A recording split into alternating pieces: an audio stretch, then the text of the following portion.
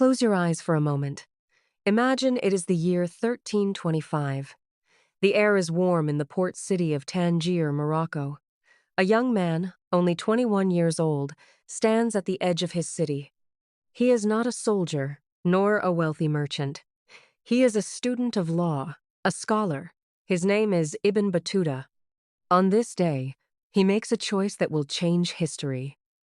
He sets out on a donkey, alone, with nothing but a small bag and a burning desire to see the holy city of Mecca. He tells his parents he will be back soon. He does not know that he won't see his home again for nearly 30 years. Today, we follow his footsteps across 75,000 miles, a journey 3 times longer than that of Marco Polo. The first leg of his journey took him across North Africa. In these early days, Ibn Battuta learned the first rule of the road: never travel alone. The desert was beautiful, but it was also home to bandits. He joined caravans of pilgrims, moving slowly from one oasis to the next. When he finally reached Alexandria in Egypt, he was mesmerized. He saw the great lighthouse, one of the wonders of the ancient world. But it wasn't just the buildings that moved him, it was the people. He met a mystic who told him a prophecy. You will visit India, you will visit China, and you will meet many kings. At the time, this seemed impossible. India was a world away.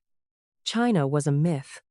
But for Ibn Battuta, this wasn't just a travel plan, it was a calling. He wasn't just a tourist, he was a Rila, a seeker of knowledge. Years passed. The young student was now a seasoned traveler. He had crossed the Red Sea, traveled through Persia, and trekked through the snowy mountains of the Hindu Kush. Eventually, he reached the gates of Delhi. At this time, India was ruled by Sultan Muhammad bin Tughlaq. The Sultan was a man of extremes, unbelievably generous one day and terrifyingly cruel the next. Because of Ibn Battuta's education in Islamic law, the Sultan appointed him as a Qadi, or judge. For 8 years, Ibn Battuta lived a life of luxury. He rode elephants, wore fine silks, and sat in the highest courts. But the shadow of the Sultan's temper always loomed. Seeking an escape, he volunteered to be the Sultan's ambassador to China. The journey south was a disaster. He was attacked by rebels, stripped of his clothes, and nearly lost his life in a shipwreck off the coast of Calicut.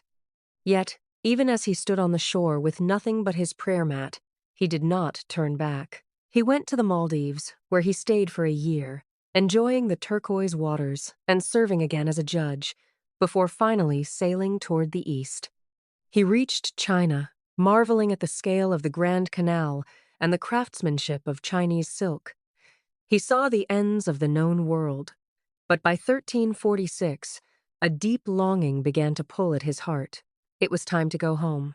Returning was not easy. He arrived back in the Middle East just as the Black Death was sweeping through. He saw cities emptied by the plague. When he finally walked through the gates of Tangier in 1349, he learned that his mother had passed away only a few months before his arrival.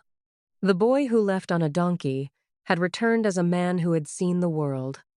The Sultan of Morocco commissioned a young scholar named Ibn Juzai to write down Ibn Battuta's stories. This book became known as the Rila. Ibn Battuta passed away in 1368, but his spirit never stopped wandering. What can we learn from him today? He taught us that the world is a book, and those who do not travel read only a page. He showed us that despite different languages and distances, the human desire for connection, faith, and adventure is the same everywhere. As you drift off to sleep tonight, think of the vast horizons he saw. The world is large, and your journey is just beginning. Good night, traveler.